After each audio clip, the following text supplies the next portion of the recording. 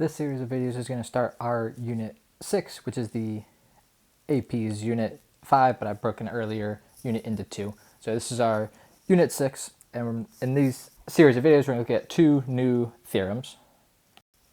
So in this first video, we're going to look at the mean value theorem. And here's the statement of the theorem. So there's a couple assumptions we have to make. The first thing is our function has to be continuous on this interval that includes the endpoints a and b. And it also has to be differentiable, so you have to be able to take the derivative on the interval that doesn't include a and b. So slightly different parts, but as long as your function is continuous and differentiable, then the mean value theorem is going to work. And what does the mean value theorem says? It says there's going to be some point c where f prime of c equals f of b minus f of a over b minus a. So what does this mean? Well, on the left-hand side, f prime of c, we know f prime represents the slope of the tangent line.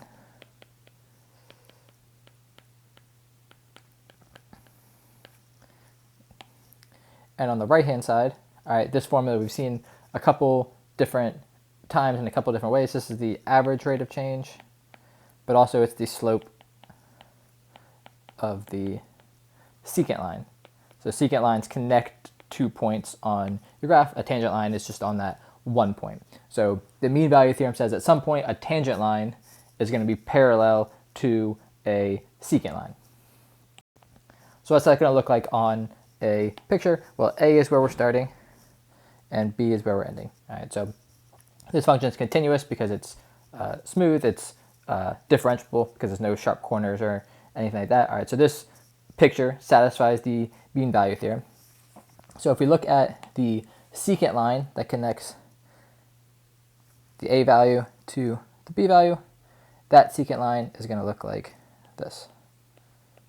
And it has a specific slope, and that slope is the average rate of change of the function over that period from a to b.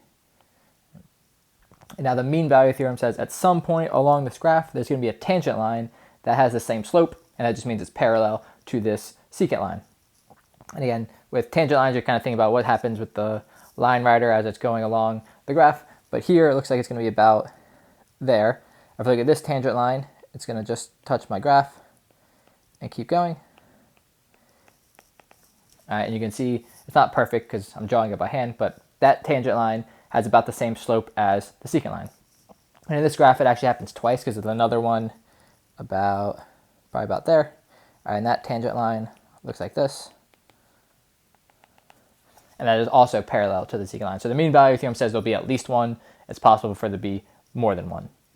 All right, but this is the statement of the mean value theorem. All right, if we have this continuous and differentiable function, then at some point there's a tangent line parallel to a secant line. And then when does this come up on the AP exam? A lot of the AP questions have to do with, can you use the mean value theorem, or like which of these functions does the mean value theorem apply? So just remember, when you're applying the mean value theorem, it has to be continuous, which again, the simple way of thinking about continuous when you're looking at a graph is you don't have to lift up your pencil when you're tracing it, and differentiable. All right, and things that are differentiable are continuous.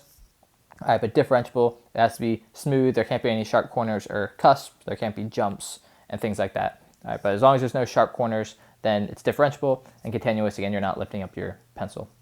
So make sure you remember those two things that apply when you're trying to use the mean value theorem.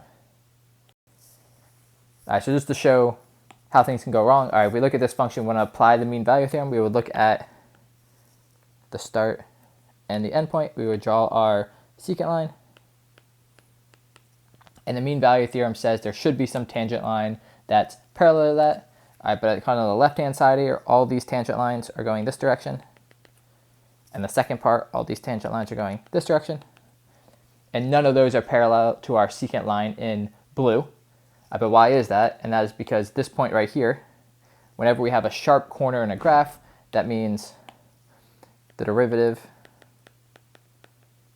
does not exist at that point.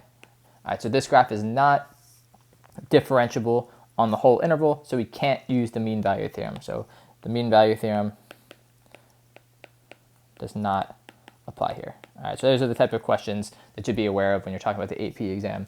You have to know both those assumptions to use the mean value theorem.